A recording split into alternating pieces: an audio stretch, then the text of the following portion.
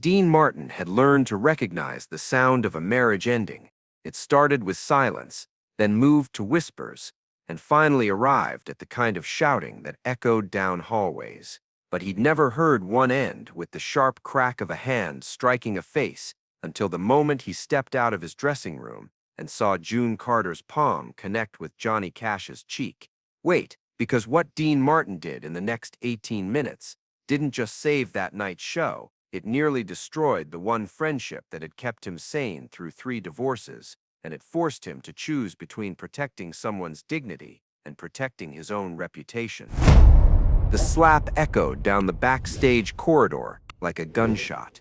Dean froze, one hand still on his dressing room doorknob, the other holding a lit cigarette.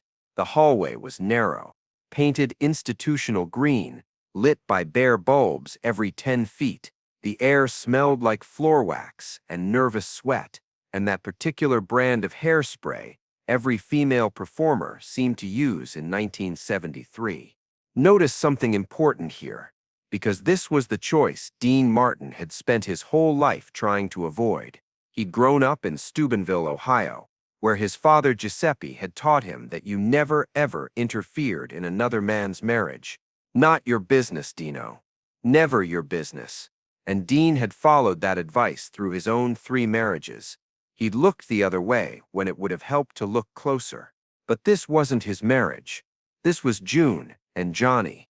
And right now, June was shaking, her white embroidered stage dress catching the overhead light. Johnny had turned his face away, the red mark blooming on his left cheek, stark against his pale skin. Neither of them had noticed Dean yet. They were locked in that terrible silence that comes right after violence, the kind where everyone's breathing too hard and nobody knows what comes next. Dean had been in this moment before, on both sides of it, with Gian, his second wife, when she'd thrown a glass at him, and it had shattered 3 inches from his head. With Betty, his first, when he'd said things he couldn't take back. He knew the shape of this moment, the weight. His mind ran through the calculations automatically. The show was taping live in 20 minutes. If they didn't show, the whole night collapsed. But more than that, he knew what happened to friendships when you interfered. 3 months ago, he'd told a comedian friend to slow down on the drinking. The guy hadn't returned his calls since. The smart move was to turn around. Give them 5 minutes to work it out privately. Mind your business. Protect yourself first. You promised. June's voice cut through the silence, breaking. You looked me in the eye this morning, and you promised. Dean's hand tightened on the doorknob. He could still turn around, still walk away. But something in June's voice stopped him. Johnny's jaw tightened. I don't know what you're talking about. Don't you dare, June whispered. Don't you dare lie to me again. Remember this moment, because this is where Dean Martin chose to stop protecting himself and start protecting someone else, even though every instinct he had screamed at him to walk away. He took a slow drag from his cigarette, and instead of retreating, he stayed exactly where he was. I found the pills, John, June said, her voice steady but her hands shaking. In your jacket, the same jacket you swore was clean. Dean's cigarette burned down toward his fingers, forgotten. He knew about the pills. Everyone in the industry knew, but knowing and witnessing were different things. Knowing let you keep your distance. Witnessing forced you to choose sides. Johnny turned to face her, and Dean saw shame mixed with defiance. They're for my back. The doctor gave them to me last week. Which doctor? June's voice carried the weight of a woman who'd had this conversation before. Because I called Dr. Winston this afternoon. He hasn't seen you in 3 months. Listen to what Dean Martin was thinking in this moment. He was thinking about his daughter Claudia, who'd stopped speaking to him for 18 months after he'd told her that her boyfriend was no good. He'd been right, but being right didn't matter. He was thinking about all the times he'd offered help that turned into interference. And he was thinking about the show. Always the show. In 16 minutes, 300 people would be sitting in that studio. If this fight continued, Dean would have to explain why the Dean Martin show couldn't deliver what it promised. His show, his reputation, his problem. Dean glanced at his watch. The small gesture felt like a betrayal. Checking the time while watching someone's marriage crack open. "I'm not doing this," Johnny said suddenly. "I'm not standing here getting interrogated like some criminal." "Then what are you?" June asked. "Because you're not the man I married." That man kept his word. Johnny's face went hard. "You want to talk about keeping your word? How about the part where you promised to stand by me no matter what?" "I am standing by you." June's voice cracked. "That's all I've been doing for the past 3 years. Every time you swear it's the last time. Every time you disappear and come back looking like death. That's me standing by you." Dean made his choice. He stubbed out his cigarette and moved toward them, 3 steps forward, deliberate, loud enough that his shoes clicked on the floor. Both of them turned. June's eyes went wide. Johnny's expression shifted to something harder, more closed off. Notice what Dean Martin was risking here. Johnny Cash was proud, notoriously so. Having another man witness his wife calling him a liar was the kind of humiliation that ended friendships. Dean had seen it happen. 2 years ago, when his third marriage was falling apart, and he drunkenly confessed his failures to Joey Bishop. Joey had tried to offer advice. Dean had frozen him out for months. But Dean also knew what happened when you didn't intervene. He'd watched friends spiral without saying a word because it wasn't his place. He'd attended too many funerals as a result. So he didn't apologize, didn't pretend he hadn't heard, didn't offer them an easy exit. "I think we need to talk," Dean said, and his voice was steady, final. Johnny's jaw clenched. "This isn't your business, Dean." "You're right," Dean said. "It's not, but in 14 minutes, you're supposed to be on my stage, on my show, and right now you can't even look at your wife without flinching. So it became my business about 30 seconds ago." The honesty landed like a slap. June's hand flew to her mouth. Johnny's face went white, then red. For a moment, Dean thought Johnny might actually take a swing at him, and he braced for it, ready to take the hit if that's what it took. "I said I need to be alone." Johnny's voice boomed down the hallway. "I'm not going on that stage tonight. I'm done. Tell them whatever you want." He walked away. June stood frozen, watching him go. Dean saw her shoulders start to shake, and he understood that he'd just made everything worse or everything better, and there was no way to know which until the cameras started rolling. He reached for June's elbow. "Come with me." June shook her head, mascara running. "I'm fine. I'm sorry you had to see that." "You're not fine," Dean said. "And you don't have to be. But you can't fall apart in a hallway where anyone with a camera could walk by." He guided her toward an empty rehearsal room.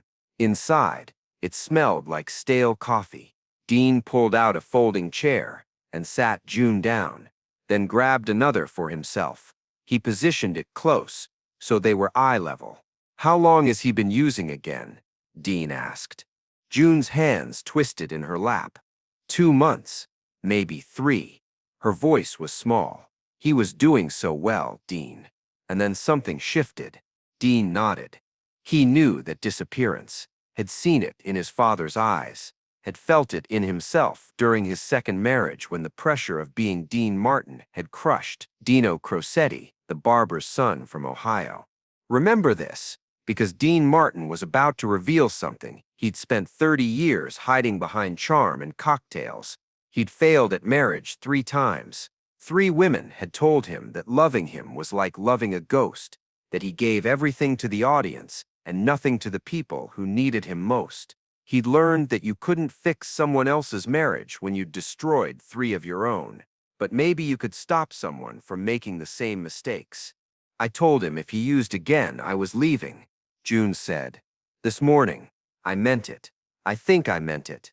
She looked up at Dean. "Did I mean it?" "I don't know," Dean said honestly. "And neither do you. Not right now. Not when you're this hurt and scared." Then, What am I supposed to do? June's voice cracked. If I leave, he'll have no one. But if I stay, I'm just enabling him. Dean leaned back, pulling out another cigarette. This was the moment where he could repeat safe platitudes, or he could tell her the truth that 3 ex-wives had tried to tell him, and he'd been too proud to hear. Can I tell you what I learned from 3 failed marriages? Dean asked, lighting the cigarette. The hard way. June nodded.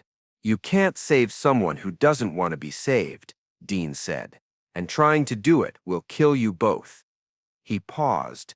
But here's the thing nobody tells you. Not leaving doesn't make you an enabler. It makes you human. And leaving doesn't make you strong. It just makes you gone. He met her eyes. The question isn't whether to stay or go. The question is whether you can live with your choice tomorrow morning, and the morning after that, and the morning a year from now. June's hands stilled in her lap. I don't know if I can. Then don't decide tonight, Dean said. Don't make the most important decision of your life when you're in a hallway with mascara running and your husband just walked away. He gestured toward the door. Right now, in 11 minutes, 300 people are going to be sitting in that studio. And whatever's broken between you two, those people didn't break it. They just want to hear good music. June's eyes filled again. I can't go out there and pretend everything's fine. I'm not asking you to, Dean said.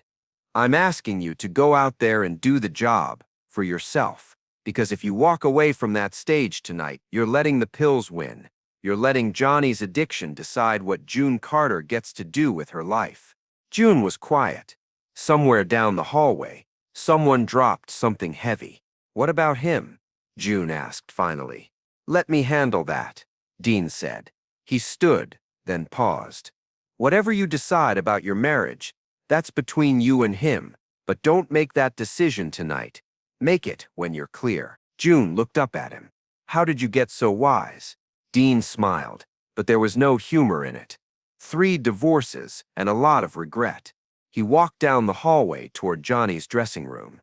Each step felt heavier, weighted with the knowledge that he was about to do something that might end a friendship. But Dean had learned something in 56 years.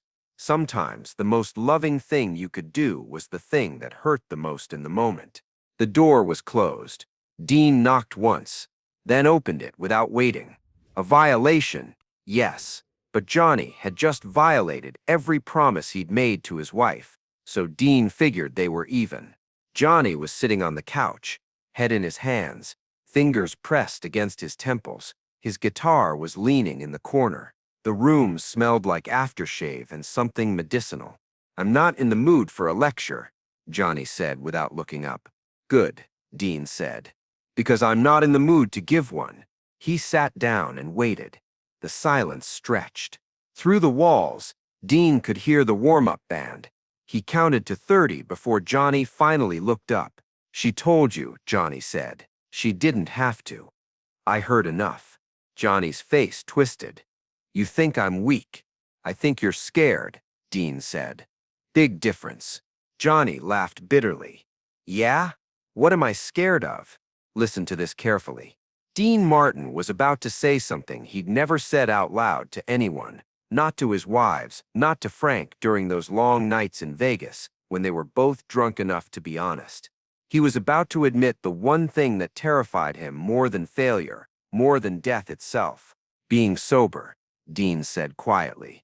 Because when you're sober, you have to feel everything. You have to be present for every moment of your own life. And right now, your life includes the fact that you're disappointing the woman who loves you most, that you're lying to yourself, that you're one bad decision away from losing everything that matters. He leaned forward, so you're taking pills to not feel that. And I get it, John. I really do, because I've been doing the same thing with alcohol for 30 years, just more slowly and with better press. Johnny stared at him. The confession hung in the air, raw and undeniable. You love her? Dean asked gently. Of course I do. Then why are you punishing her? Johnny's jaw tightened. I'm not. Yes, you are, Dean cut in. Every time you use, You're telling her she's not enough. You're telling her that whatever you're running from is more important than what you're running toward. And eventually, she's gonna believe you. He paused. I know because 3 women believed it about me, and they were right. Remember this moment. Dean Martin just revealed the truth behind the image. The smooth Vegas crooner who made martinis look sophisticated and loneliness look like a choice. He cared. He'd always cared. He just hadn't known how to care in ways that didn't destroy the people he loved. Johnny's hands clenched. I can't help it. I try, but the pain comes back, and I just, bullshit, Dean said quietly. You can help it. You're just not willing to do the work. He stood. Look, I don't care if you go on that stage tonight or not. That's your choice. But if you don't, June's gonna have to stand in front of 300 people and explain why her husband didn't show. She's gonna have to smile and pretend it doesn't matter. And she'll do it.